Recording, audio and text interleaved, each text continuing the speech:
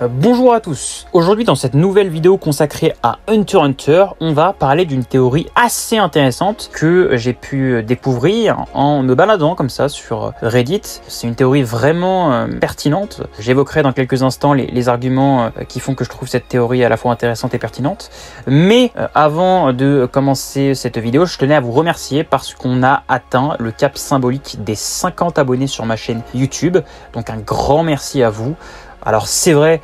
que aujourd'hui 50 abonnés sur une chaîne YouTube ça peut paraître très peu, mais croyez-moi que c'est déjà énormément beaucoup, donc un grand merci à vous, et puis road to 100 abonnés, mais encore une fois grand merci à vous. Donc pour revenir au sujet de la vidéo, vous l'aurez compris au titre de cette vidéo, aujourd'hui on va s'intéresser à la théorie du potentiel retour de Razor dans le Dark Continent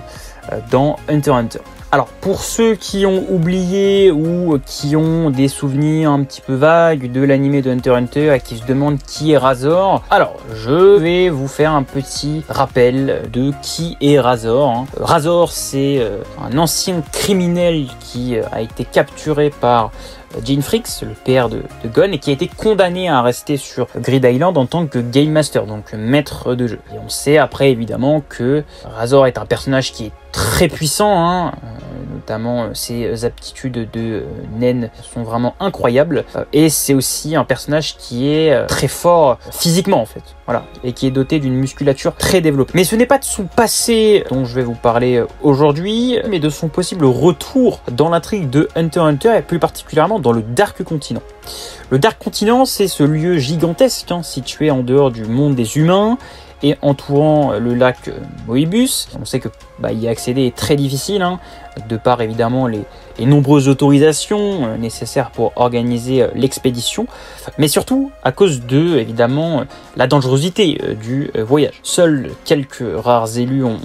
pu revenir vivants, tellement le continent est dangereux. Et c'est là que Razor entre en jeu, parce qu'en fait,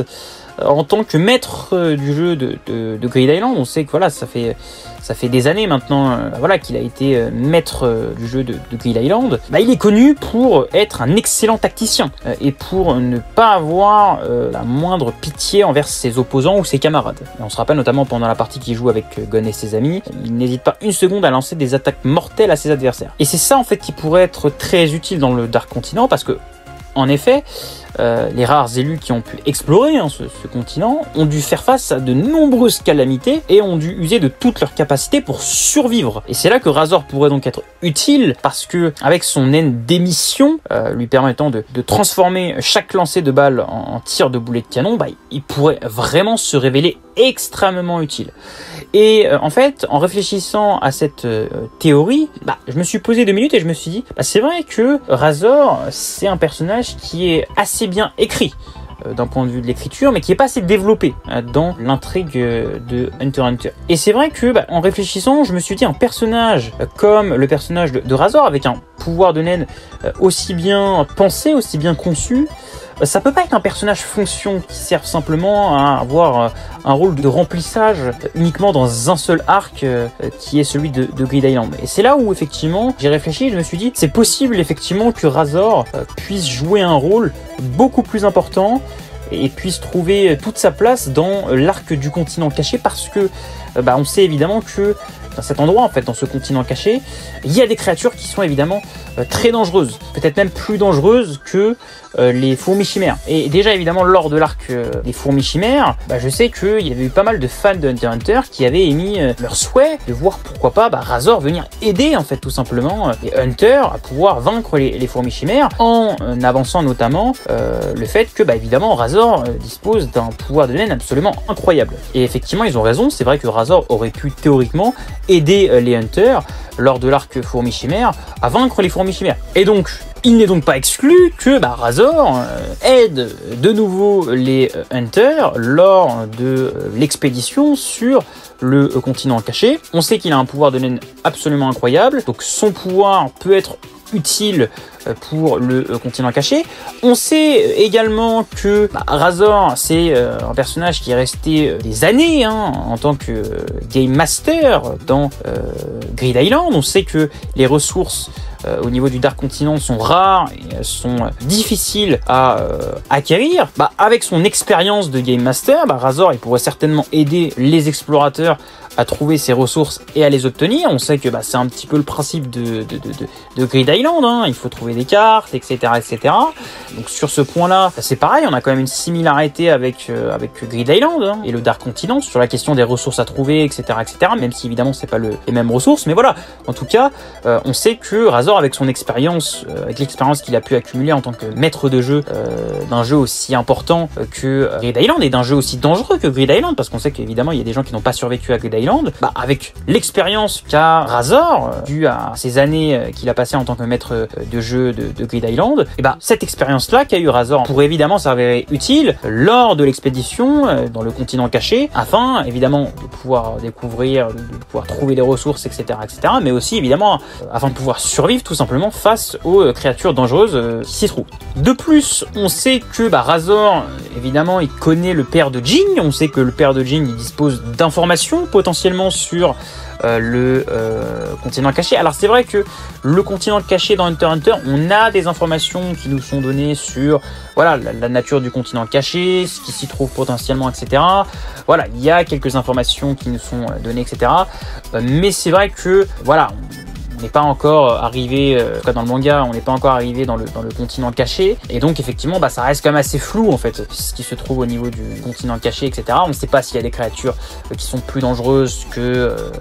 ne l'étaient les fourmis chimères, on ne sait pas s'il y a des humains qui s'y trouvent actuellement, on sait qu'il y a certaines personnes qui ont réussi à revenir du Dark Continent, mais voilà, donc on sait certaines choses sur le Dark Continent sans vouloir spoil, mais on ne sait pas vraiment qu'est-ce qui s'y trouve d'une manière assez précise. Et on sait que